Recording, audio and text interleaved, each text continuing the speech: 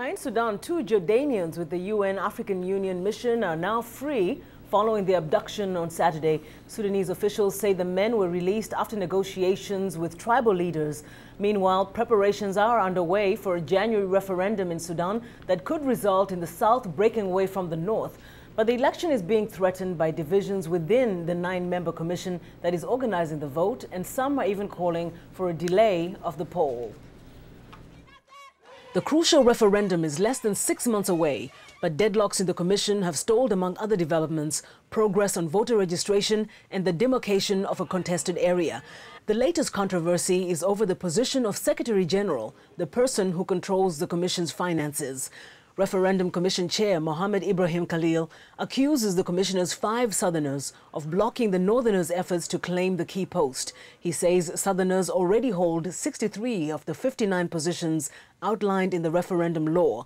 Khalil, a Northerner, is reportedly threatening to resign. With the Southern members determined to proceed and to handle problems and discuss problems and vote as a bloc, as a Southern bloc, things can't be done.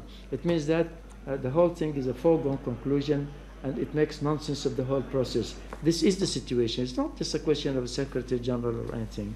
The January referendum is stipulated in the 2005 Comprehensive Peace Agreement signed between the government of the North and the Sudan People's Liberation Movement of the South. Members of the SPLM have accused the ruling National Congress Party, led by President Omar al-Bashir, of purposely stalling the referendum, which many say will result in a new nation. Southern Sudanese representatives say a delay in the January 2011 referendum, as is being suggested by some Northerners, is unacceptable.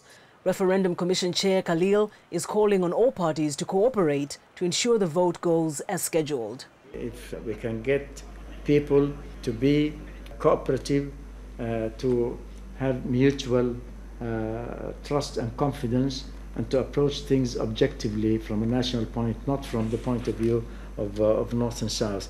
If they do, then the whole thing is a fait accompli, and all the resolutions would be a foregone conclusion. Meanwhile, in Western Sudan, Darfur, another region of conflict, more than 2,000 people filled up El Fasher Stadium to celebrate the United Nations International Youth Day. The African Union and the United Nations Mission in Darfur, or UNAMID, organized the event, which brought together 2 of the country's renowned musicians to share messages of reconciliation and coexistence. The Together as One event also kicked off the International Year for Youth. As a youth, we have a lot to do to improve, our life, to improve, our economic situation, our cultural and social situations. Not only our nation, that the whole world depend on the power of the youth.